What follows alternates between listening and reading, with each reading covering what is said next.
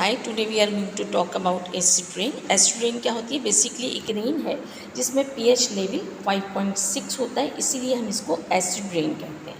किसकी वजह से होता है?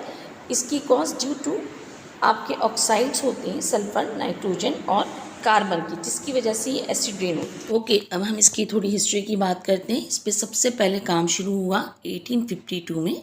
रॉबर्ट ऑंग्स स्मिथ थे, एक स्कॉटिश केमिस्ट थे। उन्होंने इसके ऊपर सबसे पहले काम करा और उन्होंने कहा कि एसिड रेन जो होती है बहुत डेंजरस होती है हमारे लिए, किस नौइयत की होती है। इन्होंने प्रॉपर इसको एग्जामिन करा अपनी इंडस्ट्रियल सिटीज़ जो थे नियरेस्ट वहाँ पर, इसीलिए इनको फादर ऑफ एसिड रेन कहा जाता है। उसके बाद काम मज़ीद आगे बढ़ा और फिर यूके में, इंग्लैंड में इसके ऊपर प्रॉपर जो है बुक लिखी गई। उस बुक का टाइटल ही जो है एयर एंड एसिड रेन था, ताकि लोगों में और ज़्यादा अवेयरनेस हो और ज़्यादा इसके बारे में मालूमात हो। वो बुक 1872 में जो है सामने आई। उसके बाद जो है यूएस ने इसके ऊपर काम स्टार्ट करा, बल्कि 1960s और 70s ऐसा टाइम था जब बहुत ज़्यादा इसके बारे में अवेयरनेस फैल गई कि ये एक बहुत बड़ा इन्वायरमेंटल इशू है। यहाँ तक कि ऐसा एक टाइम आया इस एरा में, 60s और 70s में, तमाम दुनिया में, तमाम यूरोप में, यहाँ तक कि इंडिया में भी इसके बारे में बहुत ज़्यादा काम होने लगा कि एसिड रेन है। तो यहाँ इसकी हिस्ट्री हमारे सामने आती है कि किस तरीके से ये शुरू हुआ। अच्छा, अब आगे चलते हैं।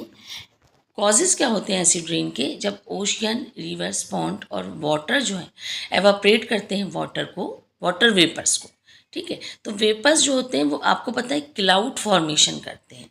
दूसरी तरफ इंडस्ट्रियल जो गैसेस होते हैं, फॉसिल्स फ्यूल्स कंबस्शन जो होते हैं वो भी रिलीज़ करते हैं गैसेस वगैरह, ठीक है। तो उनके जो ऑक्साइड्स होते हैं, सल्फ़र और नाइट्रोजन के, कार्बन के ऑक्साइड होते हैं, ये भी इकट्ठे हो जाते हैं उन क्लाउड्स में जाके, उन वाटर वेपर्स के साथ शामिल हो जाते हैं। तो ये ऑक्साइड्स मिलके, क्योंकि सल्फ़र, नाइट्रोजन, कार्बन के होते हैं, तो nitric acid, sulphuric acid, carbonic acid बनाते हैं, ठीक है। क्लाउड फॉर्मेशन में ये शामिल हो जाते हैं वेपर्स ड्यूरिंग क्लाउड फॉर्मेशन में। इस तरह से जो रेन होती है वो एसिड रेन होती है। अच्छा, अब हम देखते हैं कि वो किस तरह से, जैसे आपका वाटर वेपर्स हैं, उनके अंदर कार्बन डाइऑक्साइड शामिल हो गए, कार्बोनिक एसिड बन गया ड्यूरिंग क्लाउड फॉर्मेशन। सल्फर के ऑक्साइड शामिल हो गए वाटर वेपर्स में, सल्फ्यूरिक एसिड बन गया। नाइट्रस ऑक्साइड जो है, इसके ऑक्साइड जो है वो शामिल हो गए नाइट्रोजन के, नाइट्रिक एसिड बन गया। ये आपका धुआं होता है फैक्ट्री से निकलने वाला, जो कि ये क्लाउड फॉर्मेशन में शामिल हो जाता है। इस तरह से जो रेन होती है वो एसिड रेन होती है। ओके, अब ज़रा इसके इफ़ेक्ट्स देखते हैं। इसके इफ़ेक्ट्स कहाँ कहाँ होते हैं? सबसे पहले बिल्डिंग्स एंड इंफ्रास्ट्रक्चर।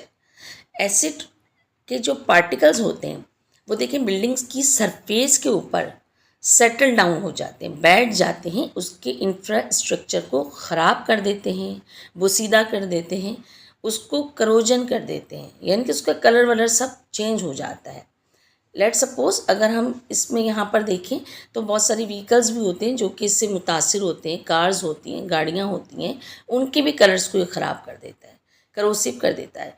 अब अगर हम यहाँ पे बिल्डिंग्स एंड इंफ्रास्ट्रक्चर में देखें तो बहुत सी बिल्डिंग्स होती हैं, लेकिन इसमें सबसे ज़्यादा मशहूर ज़माना जो एग्जाम्पल है, जो कि पूरी वर्ल्ड वाइड है, आपका ताजमहल।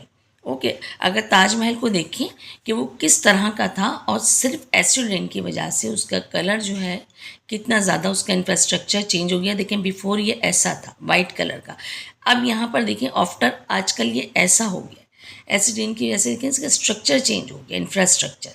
तो इस तरीके से यहाँ पर इसको ख़राब कर देते हैं। इसके अलावा इकोसिस्टम, प्लांट्स और एनिमल, सारे जो आपके कंपोनेंट्स होते हैं उसमें, इन्वायरमेंट्स में, इसकी वजह से इफ़ेक्टेड होते हैं।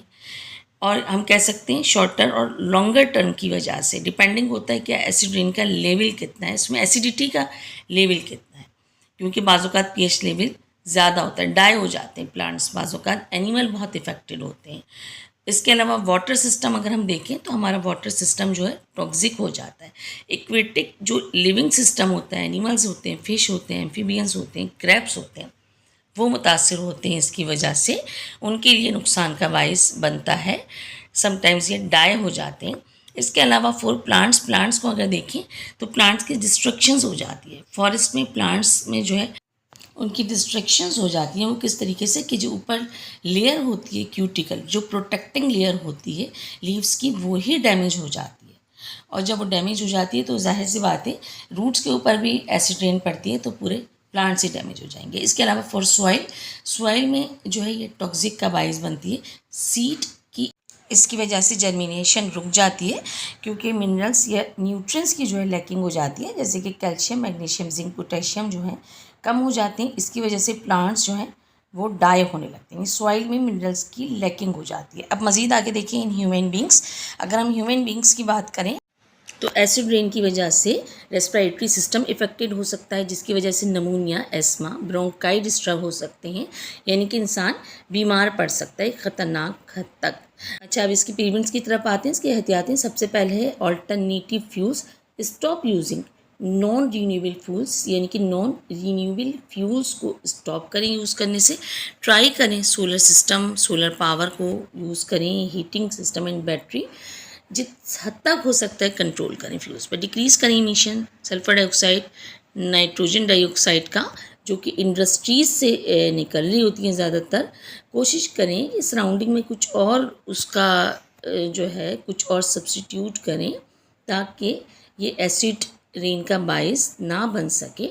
इसके अलावा यूज़ करें पॉल्यूशन कंट्रोल इक्विपमेंट्स यूज़ करें जो पॉल्यूशन को कंट्रोल कर सकें। इसके अलावा टीवी, कंप्यूटर्स, लाइट्स को टर्न ऑफ करें, बंद करें जब उसका यूज़ ना हो रहा।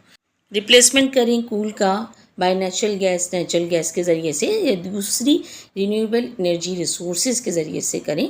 इस तरह से एसिड रेन पे काफ़ी हद तक काबू पाया जा सकता है और अपने सराउंडिंग को हेल्दी किया जा सकता है।